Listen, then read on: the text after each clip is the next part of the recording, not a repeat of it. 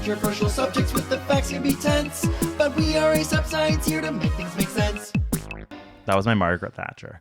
The winter weather. Oh, we're watching The Crown right now. Can you tell? Yeah, that was actually pretty good. The winter weather. It just sounds like talking like an old person. Like, Well, I think we must go to war. wow, we haven't finished it yet. But Yeah, we're on I season think 4. they're going to war. Okay. Don't know what's happening. Yeah, we're like, was there a war we didn't know about? Every Probably. time I watch The Crown, I Google, is this real? Is this real? This is juicy. Great winter series to be watching. It's kept us occupied. Okay, let's start with what are some things that you do in the winter differently? If anything. Become depressed. Okay, and yeah, true. Don't leave my house. Okay. No, honestly, like Pandemic or no? Pandemic or no. Okay. I think this will be an interesting time and an interesting winter to experience. However, I feel like myself and with your guidance have had a more concerted effort to take care this winter, if that makes sense. So you've been like, we should, let's do birding. Let's go on walks in these parks. Let's be outside. Let's try and appreciate winter and look at the trees and be like, they're not dead. They're going through like a really beautiful, amazing process. And I think that's sort of primed me. And even in previous years, and especially this year, like, let's make sure we take advantage of winter activities that you can't do. Like, let's try and go skiing more often when the snow's there. So I feel like I'll be curious to see how this winter goes, and that's just been a mental shift in general over the past few years for me, because I've always hated winter. So for those curious or are around the world, our international listeners, we have the sunset. So the shortest day of the year was December 21st, and the sun set around like 4:45 p.m. And when the sunrise, couldn't tell you. I've never been up that early. And also, like, it's dark even before 4. Yes. Like, it's like, and it's cloudy half the days. That it's just like dark. And I feel like at 4, you're like, it's nighttime. It's already night. And right now it is minus 17 degrees Celsius with the wind chill. So it's very cold, even though it's sunny. And for our American illiterates who don't use Celsius, because just so you know, most of the world does, just like sometimes it goes to minus 30 Celsius here. And that's around the point at which Celsius and Fahrenheit coexist. Yeah, so for you Americans, there's that one moment where you actually can understand, and it's around the minus 30 where it's the same. And obviously there are Americans who experience that type of weather too, especially like those close to the border. Like in Minnesota. But growing up, sometimes in winter, school would be canceled here because it's too cold to be outside. Yeah. Like, it's actually, for kids especially, it's like dangerous to have your skin exposed, and your kids are dumb. They just like don't even want to wear their jackets and stuff. Yeah, like a little bit. I don't even need my jacket today, sir. And then they go outside and they literally like their faces turn like red. But I remember recently when we used to live with roommates, and our roommate Sarah came home and she was wearing jeans on one of those really cold days, and she took her jeans off and her legs were like so red, like they were like burnt with. And she was just like, maybe I need like long underwear or something. Yeah, long underwear, one of the best investments of my life. I am obsessed. I'm always cold, always, and so I wear 2 jackets. I wear a nice puff jacket, and then I throw on a full winter jacket on top of that. And now I must say, wearing a mask, great invention, never gonna go back. Because a scarf is like fine, but my jacket covers up to my neck, and I found a mask is just so perfect, because sometimes a scarf can actually be too much into your face and so hot and wet and heavy. Mask is like a perfect barrier for cold wind, and if you want to remove it or like have a breath, you just pull on your chin and it stays, and then it's like, I love it. But don't you find the gaseous air coming out into the cold air condensing to create a liquid make it so juicy soupy on the face? That does happen sometimes, and that's why I'll take it off for a little bit just to like circulate that water out. Wow, okay, that's interesting. But I have noticed I've really I love wearing a mask. I love from now on, even 5 years now, flexing with the mask at the winter party. It will definitely be more acceptable. Oh, for sure. To just be like, oh, I just wore my mask. I don't get sick now. Like, I used to get sick all the time. I'm like, oh, it's because I would go on the subway and like lick my lips after, like eat chicken wings on the subway or something. After disgusting. like holding a subway bowl and then like just eating food. Yeah. That's so true. Also, now when a friend comes to a party and they're like, I have a bit of a cold, I'm going to be like, get leave. out. Do you understand the aerosolized particles are going to stay in this air right now? Leave the party, bud. You ain't that fun. We don't need you here. Oh, that's so true. Okay, well, why don't we get into some of the science? Like, do you want to go first or you want me to go first? Okay. So what did you look up about winter and thriving / coping? Well, mine is about the science of polar bear dips, honey. A little gay Windhof. What's his name? Okay, Windhof. Wim Hof, isn't that his name? Windhof. Hot take, Wim Hof. What do you think? Wim Hof. I don't have a hot take. I think like obviously he's like this dude that a lot of dudes like what's the word like prescribe or Yeah. So who even are is obsessed he? with him? And I have no real take on Because he breathes well in the cold or something.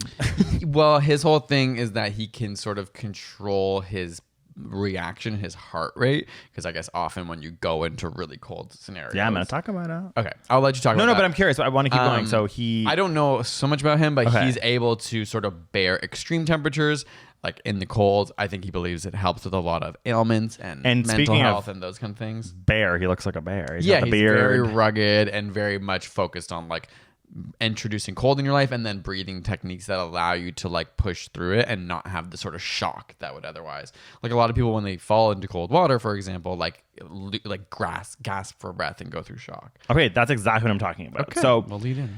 I have really felt that I get seasonal depression in winter. So when I was asking Do you think like you actually what, do?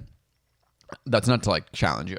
I'm curious about that. oh yeah. No, I have always thought that. Like in January and February, I'm always like, I kind of, so through therapy, I'm like, I genuinely think that I'm quite, no, I'm not optimistic actually. I think the world's going south and always have, but I'm a happy person. Like I enjoy life like thoroughly, but I also sometimes like through therapy, I'm like, I want to lean into the sadness. And I really find January, February is a time where I'm like, I'm so sad. And like, it's like, but it's like, I like, not that I like it, but I'm like, it can be an opportunity, which is one thing that I think is just like important. But I read a book called Wintering, which is a new book, which is incredible. It's an incredible book. It's like a poetic / science book that is about a person coping with like having to be inside because of a physical ailment that came out recently that I was like, this book needs to be talked about because we're all going through, whether it's winter, we're going through a type of winter, even even if you're in a really like warm climate, you're still having to deal with like what she would describe as a winter, which is like a time in your life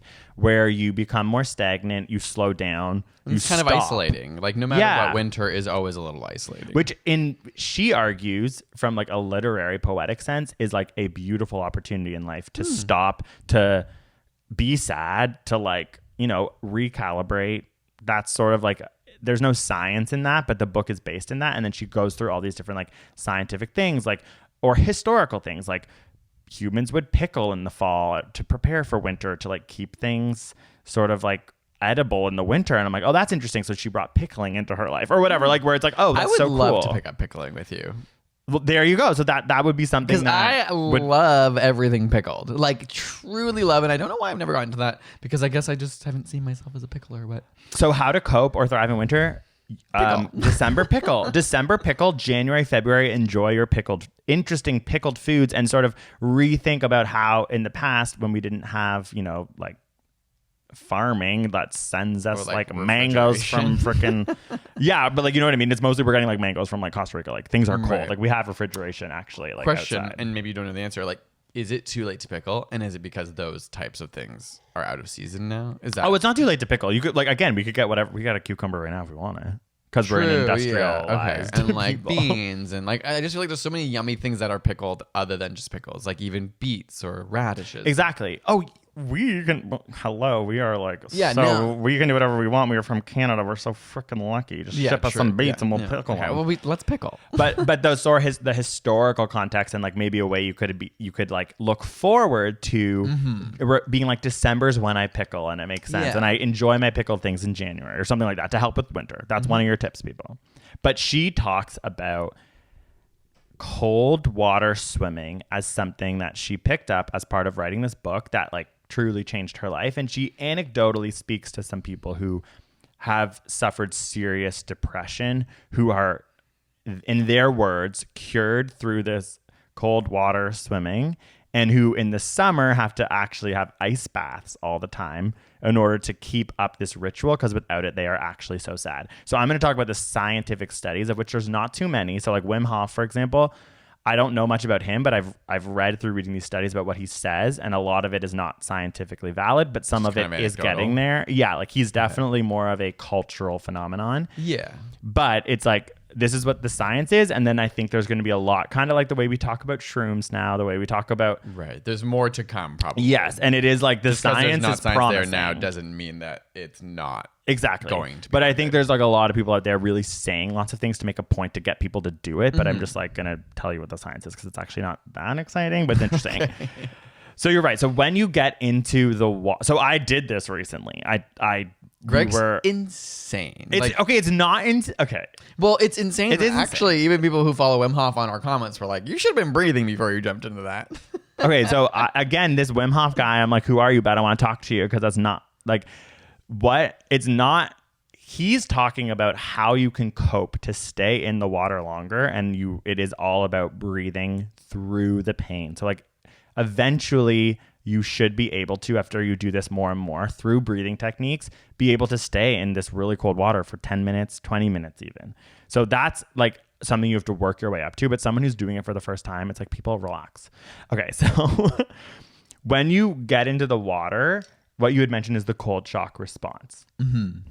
Which is what your body will go through, and it will cause you to gasp, which is like something we can all do at home. Just like turn your shower to the coldest, and you will gasp. Like it's like interesting. My nightmare. Like, I can't even describe to you. Like I've like jumped into pools that are like 80 degrees Fahrenheit. Isn't that weird that we measure our pools in Canada in Fahrenheit? I know. By the way, like I have no idea what that is. And People always tell me their pool temperature. I'm like, girl, I don't know what you're saying. Like truly, I should not have dragged Americans earlier because like I am illiterate. Like I just don't know what 80 because your family has a pool. Lucky, I know. And they sometimes will be like, oh, it's 78 today, and then I'll be like, cool. Like, what does that mean? And they'll all be like, it's so cold. You'll be like, is it about to boil? Yeah, I'm like, is that hot? It sounds hot. Like what?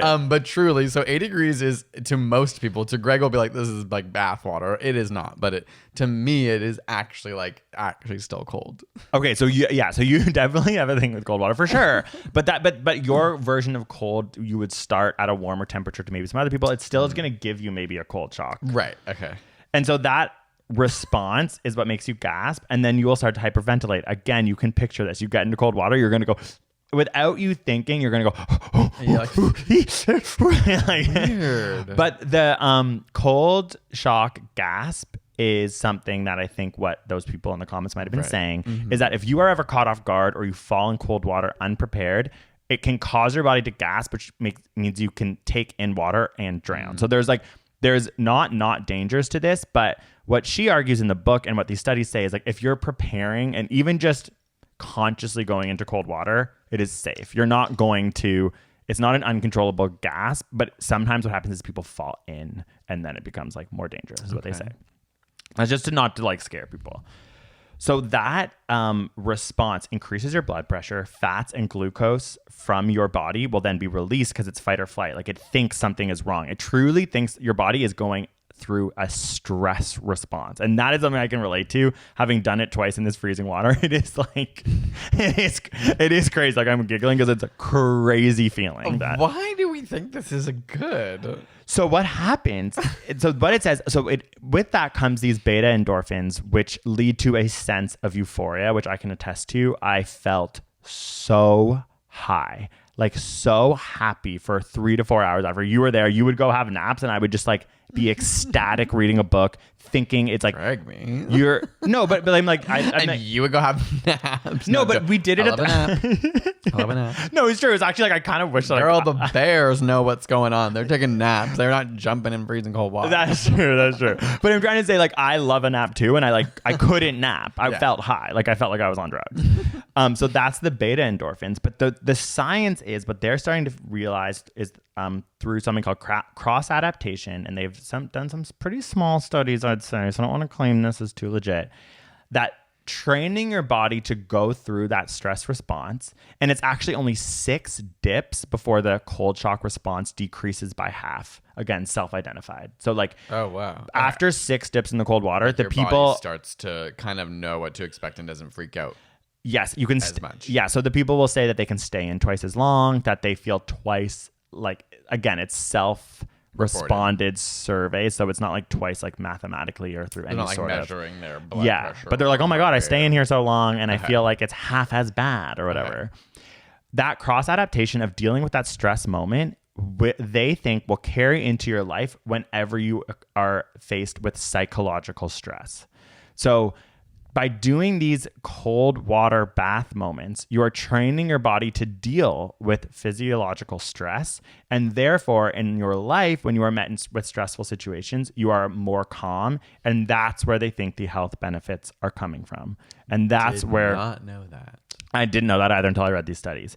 And so they have a really cool study happening right now in the UK with NHS workers working through the trauma of the pandemic and actually like doing double blind, like cold water dips to try and be like, is this something that is really helping? So that is the more physiological explanation as to why getting in this cold water is like a preemptive way of dealing with the stress that we all feel as these like evolved beings who go through lots of stress by like, I don't know, going on our phones.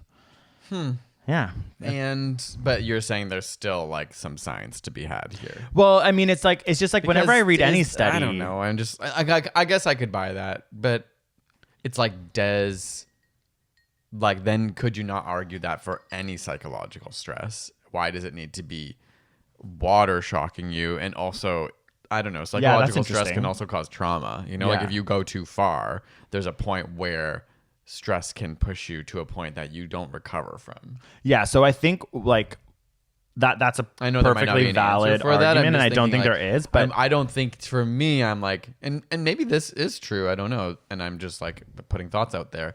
Does exercise improve your stress response psychologically? Because obviously you're pushing your body to limits. I definitely would think it can help you learn and relate how to like push through moments. I'd be curious if that's the same thing though as like having a stress response from something else. but people say that exercise for similar reasons is so beneficial to stress response and to depression. But I've never heard someone say in the moment of being stressed, people who exercise are better at dealing with it. Oh yeah, true. That's true. And I think that exercise is a lot different. Like this is actually putting your body through a like pretty Like an insane intense, physical very, like instant. Yeah. Yeah. And again, that's why I'm also a little skeptical, but all I can say is from my personal experience is that it made me feel very high, and it is quite addictive. Like every morning now I add a breath per morning of sitting or standing in my shower in cold water, and it really doesn't feel cold anymore. Like I'm like, okay, I gotta go get when the I go ice. to the shower and I'm like, why the hell is the dial here? You know, when I can tell like where you left it, I'm like, okay, I gotta turn that about 10 times warmer. Why is it here? I just think it's like a fun thing to watch your body sort of adapt. So even one thing that she says is really important. If you feel a pain in the knuckles of your thumbs, that's when you start to know you need to get out, because it's like can be hypothermia. Like there are dangers to this. Not of the shower, but you mean like Sorry, when she's swimming, because she now swims in the ocean in Britain for 20 minutes in the winter. Wow. And then it's just if you feel your thumb knuckle starting to feel pain, because sometimes you're in such a state of like euphoria or whatever, it's hard That to would be the know. symbol, That's when yeah. she knows to get out. And for different people, they have their bodies regulated differently. But yeah, like I know what you're saying, and one thing I'll say is that this is a physical stress. Right. So like you Obviously there's levels of psychological stress that come from physical stress, right? Like you have to mentally like the more you can contextualize psychologically, it's going to impact your physiological stress. But as I'm well. more mean like I could see what you were saying, where it's like people who are exposed to traumatic or stressful situations, I'm assuming like more mental situations, aren't necessarily like gonna get better or like it's not necessarily a good thing. But this is like is it purely not a mentally damaging thing. It's like a purely physical stress response. It's just something I find is interesting. It's like you're not upset. In fact, you feel euphoric and you feel quite happy and proud and accomplished in doing this thing. Yeah, I would imagine Yeah. I'm imagining that it's similar to a lot of other like extreme sports and stuff. Like you get the adrenaline rush. People can become sort of addicted to those things because and any sort of physical experience that intense will make you feel alive because you're like so aware of your body in that moment. And if you're It's like, just not for me. yeah, and if you're one of those physical sports people too who like to see their bodies sort of change, or even working out, you want to see that maybe your muscles are bigger, improving, or right, that you can yeah. run further. It's like a very tangible way that your body changes quite quickly to handle this cold water. So I think that could be another part of it too. Just people who like to feel like they're evolving. They're like, Yeah. oh, I can now be in the water for I think longer. it's cool as long as it's safe. I think there should hopefully be more Yeah. research onto that and understanding if it's actually, are there risks associated? Obviously, there'll be people who have maybe heart conditions or things like that. Yeah, so that is gonna be a risk the for. main thing. Like young kids, older, elderly people, and people with heart conditions. When you Google polar bear dips and like how to do it, and it's like set up a towel, bring warm socks. Like it's like if you have any of those conditions, like be careful. But yeah, I'm gonna go tomorrow. I'm gonna go to Lake Ontario tomorrow and Oh, jump in, what? baby. You And I think I might bike there. You disgust me. Okay, so this is what you do. You wear your underwear and you wear socks because if there is snow, your bare skin on your feet could get stuck to the snow. You don't want that. You bring a towel. You jump in and also preferably naked too if you don't want to deal with your underwear because you have to take the wet underwear off. You dry off after. You get under a nice warm blanket, even outside still in the cold because you'll notice that you don't feel that cold from the air anymore because you've just gotten in this really cold water.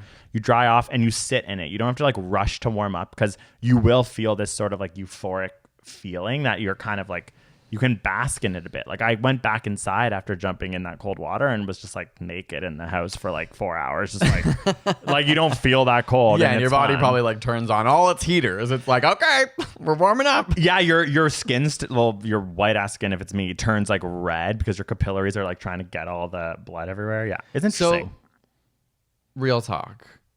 What do you think? Like, why do you think you do it, and what do you need from it that you're not getting from other parts of your life? That's so funny. It's like, yeah, so what I'm not trying to like. I'm just curious. Like, so for me, obviously, there is literally zero appeal, and the fact that you and I get like doing a one-off. Like, I've been skydiving, and it was fun, and I'm like, I'm never doing that again.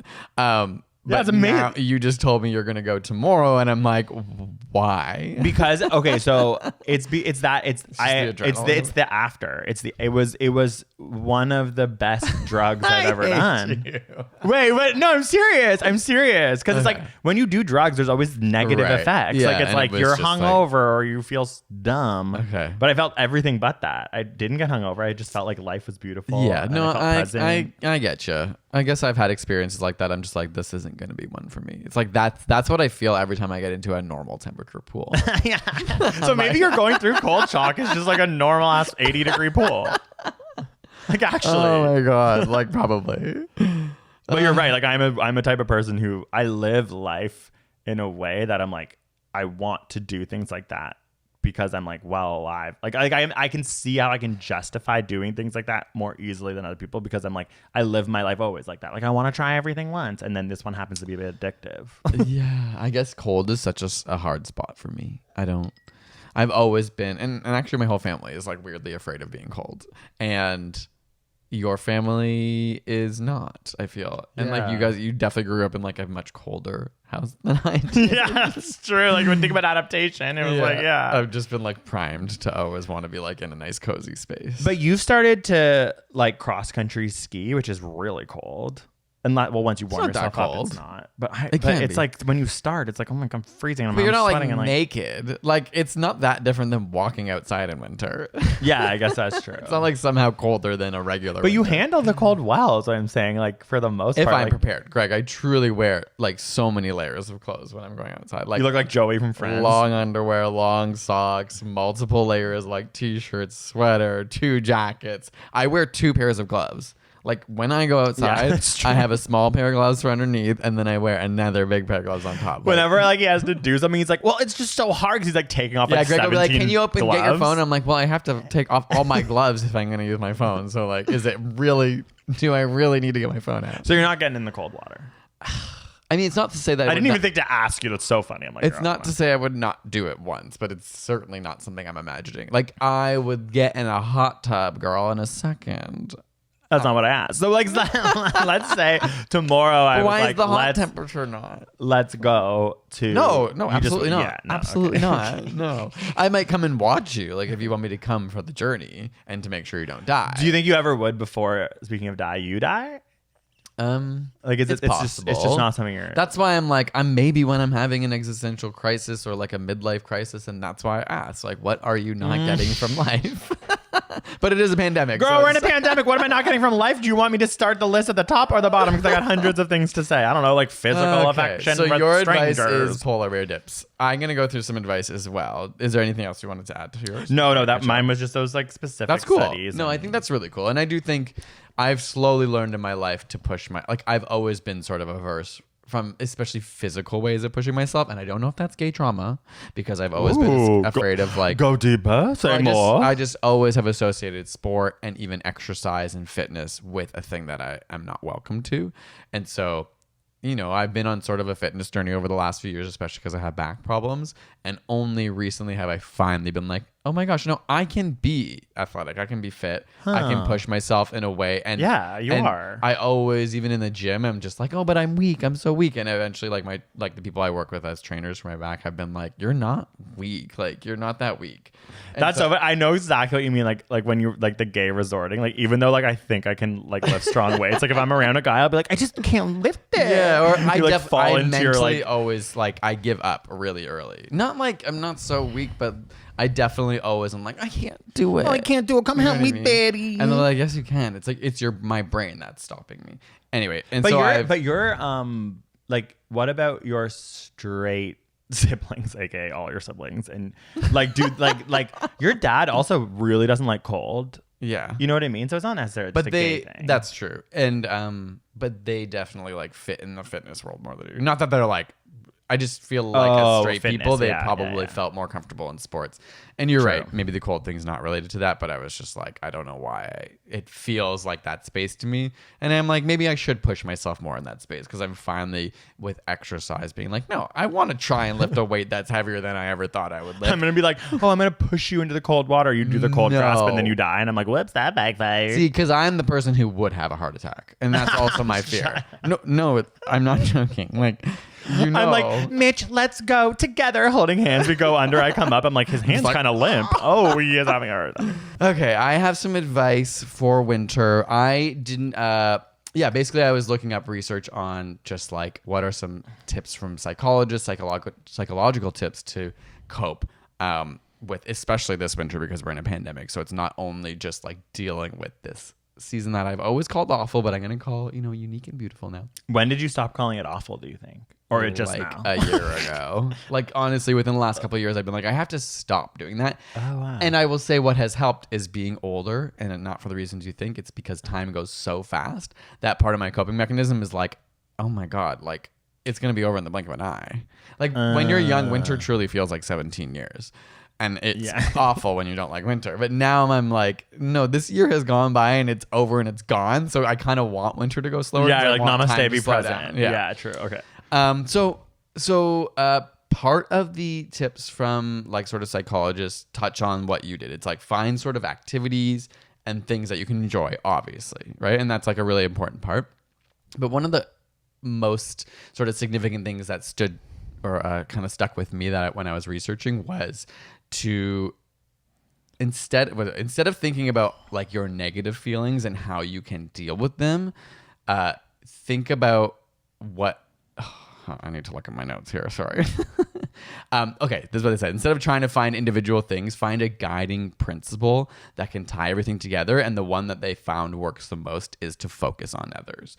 So a big problem with just like in general, people who deal with negative thoughts and feelings, anxiety, depression, but I think a lot of people experience this in winter because they're isolated and lonely, is that you focus so much on yourself. Like a lot of it is realizing. AKA me jumping in cold water, being like, come on.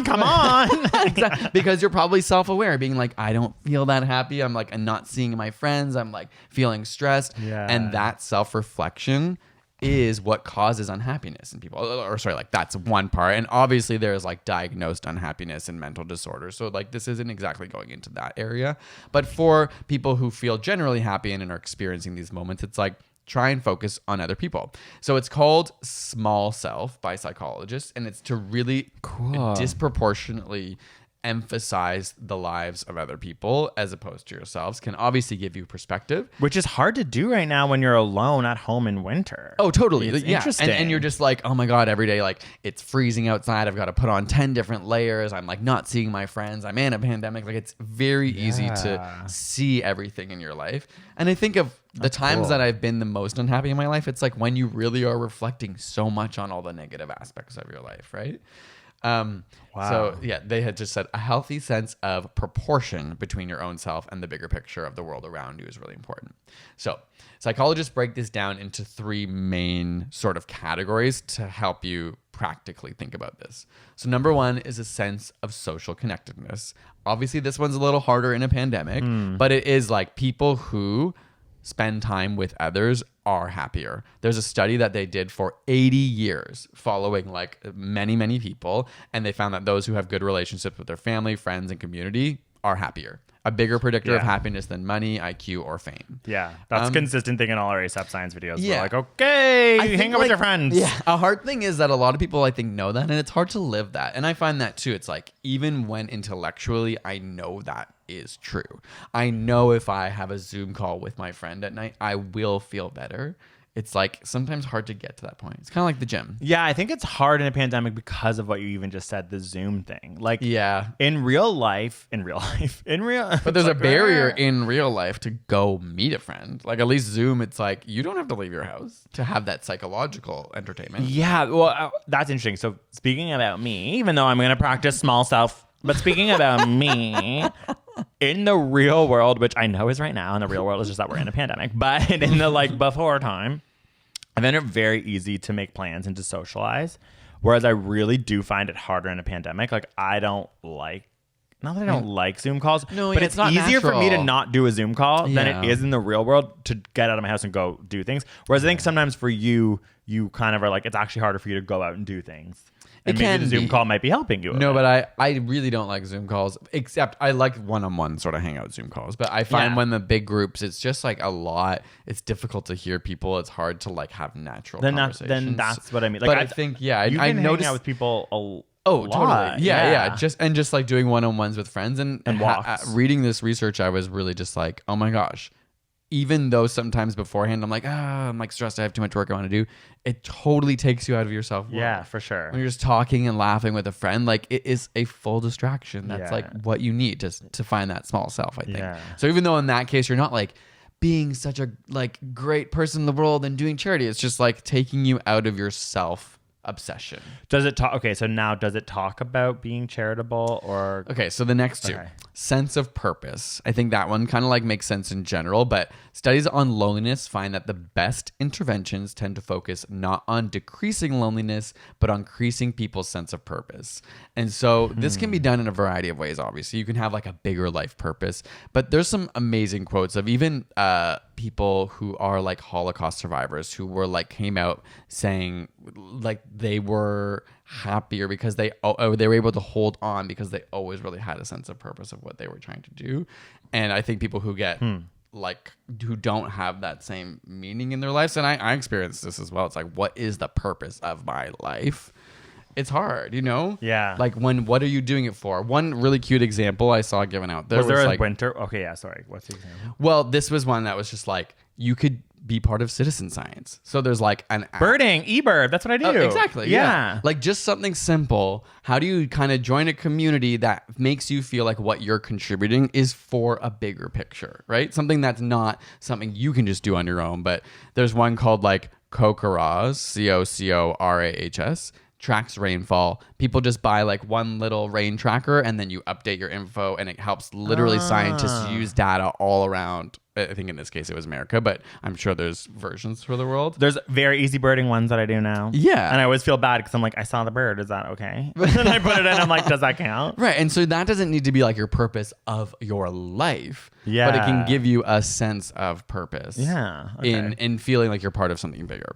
And I'm always like, hopefully I got that cardinal. Like cardinal, and when I type in cardinal, I'm like, well, I know for sure that was a cardinal. But when I'm like, Right, yeah, when was you're that a like, chickadee? What kind of A chickadee? sparrow, you're like, there's too many. Yeah. Then like Harvard reaches out. They're like, we cannot believe they're coming to you. The toucans? I'm like, I don't know. Maybe it was a plastic bag. Like, oh shit. Did I say toucan? Oh my God. Okay. And the last type of sort of thing to think about when you're thinking about this smaller self as a sense of inspiration. This one was linked to gratitude, which I know is like kind of a buzzword now. But like it's like let it be a buzzword. For real, yeah. And we often talk about how like sometimes things can feel really basic, but that's because they are sometimes like really true in and of themselves. Yeah. And yes, people perform it and it can feel really inauthentic because there are lots of people selling products that have to do with gratitude that, you know, like are trying to or like themselves. that, like you buy it at like Winners and it's like a cursive sign that's like I'm grateful, and they put it on their wall and they're like, there, I'm grateful. Yeah, I think that creates barriers for people to feel like, oh, it's so like tropey to try and like have a gratitude. But there's journal. a reason why there's a sign that says I'm grateful that's being sold, because it's like So studies show that gratitude helps protect us from stress and depression. And one thing I found interesting is that when doing something like a gratitude journal, it's like, hey, it's not the amount you do it. So even just like once a week, and it's not the amount of things you write down. So they found that people who write like big lists aren't getting as much from it. It's really finding like one little thing and writing a bunch about it because you're really savoring it, right? That's so funny because I journal and I sometimes will just be like, you know, you got to do your gratitude one. And I'll start listing things. And then like when I like to reflect through my journal, I'm like, these gratitude lists suck because they're the same thing. Right. But it's like, no, wait, take the time that you're just listing, stop and think what's an interesting, unique, like, Or even it doesn't even have to be that unique. It could just be, I am feeling really grateful, like even just for this coffee I have, and let me talk about why it like feels so good, what that tastes like, what that like ritualistic experience of having it is to just like stop and really oh focus my on god, that my moment. gratitude lists suck. Like now that I think about it, they're so like, I love my basic. dog. I love my I'm like, I'm family. grateful for my lungs for breathing. I'm grateful for my dog. I'm grateful for my boyfriend. I'm grateful for my friends and family that I can't see. And then I like stop. I'm like, well, that was great. I feel better. And then I move on. For 10 seconds it feels better. Yeah. So that for me was just like some general Those are advice that I've interesting seen because out they're there. not specific to winter, but they're definitely things that would come in handy in the winter. But I really think that like those things you could use at all times, and even for people who don't go through a winter. But I could see why it's really important in winter, especially like that one about the small self is so interesting. And it's one reason why I think that the holidays, despite what you celebrate, there's a lot of gift giving around it, which I think is really cool. And like, yeah, it's like giving gifts is a great way of it's to not be about just yourself. Yeah, and I think people are really charitable around the holidays. Like I find it is a time where it's like you would have a small self hopefully that's part of the journey. It's like Christmas, okay, kids, Christmas isn't about the gifts for you. It's about giving. But like, which is true kind of. And it's like that's a weird thing that happens really early on. Like, you know, 4 days after the definition of winter is December 25th. That it's like, how do you keep doing that through the harder parts, like the Februarys, the Januarys? Because it's like that is really cool that there's this ritual set up to do it, but then it disappears really early on. Yeah, it's like Christmas should be in the like January. Yeah, and the focus again needs to be on like not necessarily products, but like really giving people like time or giving to people who need it. That's I don't know. I find that is interesting because I think a lot of the things that I've been doing from this book, which I really liked, have been quite selfish. Like they're like this was not to say this all sort of started by saying, you know, definitely focus on those like those acts for yourself, but to make sure they're not all in opposition to things that are negative, right? Yeah, and I just mean that's like these are really two things, like getting in the ice water are two things in tandem. But one thing that she also mentioned is that she now encourages like,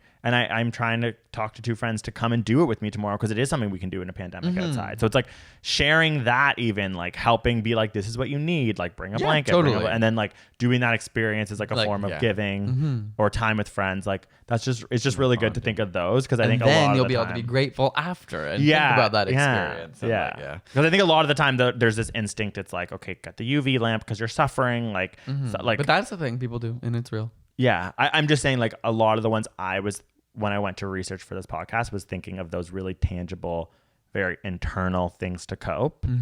But really to thrive, it's like, no, it's actually about giving to others. And it's hard right now because we're in a pandemic to spend time with others. But just make sure, be social. Go on walks outside or just call people. Like texting, calling. What? Like, I've never called anyone in my life. I know, it's true. But I think phone calls are nice. Sometimes I'm actually like, maybe it's better than video calls. Whenever I get I think so too. Because then you can just like...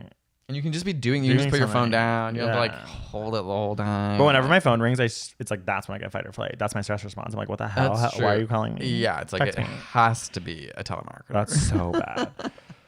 Okay, well that was good. I mean, I confidently can say that I really like winter this year. It's usually the harder parts for me are like end of January, February, even into March. So I'm gonna try and let's March see is what sometimes happens. the hardest because you really always expect that March is going to Yeah. be. That's when it turns, and sometimes it doesn't. And- And my birthday's in March, and that's really hard for me. Yeah, and for me, And I might have a second pandemic birthday. Yeah, I think you're gonna have it. I think you're gonna have that. And also, for me, it's like, okay, like I went cross country skiing in High Park in Toronto. It was so fun, but you need snow. And I'm looking out in Toronto. I'm like, okay, we got a little bit of a Russia without snow vibe going on. It's gray. There's not even snow. It's like, you know what I mean? Sometimes these things are like, appreciate winter with the snowfall and the skiing. Right, And right. it's like, well, what happens when there's not any snow and it's actually just like cold and Gross. I know. How do we do it? It's I guess hard. that's when it's just like, Even birding, it's like always gray, and, The- it's like, and the birds you are need- gone. or you need the sun to see the color. I'm like, well, that's a gray bird. They're like, well, actually, with sun, it would be beautifully fluorescent, but it looks gray for you right now. yeah, you can't rely. You just gotta like, it is just internal, which is sad. You gotta figure Us it out. ending this podcast by being like, I'm sad, fuck it. I'm kidding. No, we can do it. And like you said, I liked what you said at the beginning, where it is just a form of dormancy. Yeah. A form, like thinking about nature and how much of nature goes dormant in especially this part of the world. Recalibrate. And that's okay. I think Yeah. so much of that kind of sort of normal suffering, because obviously there's extreme suffering, is to just be like, this is just the way it is. Yeah. And that's okay. And that's like a cycle. And then when we come out of it, it can be even more beautiful. We can really, really appreciate the things we have by going through these times of like a little bit. Okay, am I doing a podcast with Oprah? Okay, nailing it over here, guru. Thanks, Gail. Is that her name? I'm Gail. I'm like on MSNBC being like, everyone's fucking racist. I love her. She's so good at just being like, no, this world is truly fucked. And if you aren't watching this on YouTube, you've missed this beautiful light display we have behind us, because it is the sun shining. And that's something to celebrate. The sun. Greg's face is not looking too pleased, but it's... Wait, what do you mean? I was smiling. Oh, it looked like a constipated smile. Oh yeah, well that's my little jokey. Mm-hmm. Yeah, jokey. Anyway, Okay. I'm excited for this winter. I think we can be happy. We're going to pickle. That's what we're going to do. And we're going to be grateful. Okay, you lead the pick. All the falls. Oh, no, grateful. No. Okay. Pickle, grateful. I'm Okay, back. the O's. All the alls. Thank you for listening. Thank you for watching. Hashtag Sidenote Podcast if you want to talk to us about your winter plans. We're on Instagram. We're on TikTok. We're on YouTube. We're all the places, girl. Thank you. And excited for the new year. Let us know if you have thoughts, ideas for all that kind of stuff. I don't know. This is what people say on the internet, right? Yeah, that was great. No, you nailed it. Thank you. Okay, love you guys. See you later. Bye. Peace.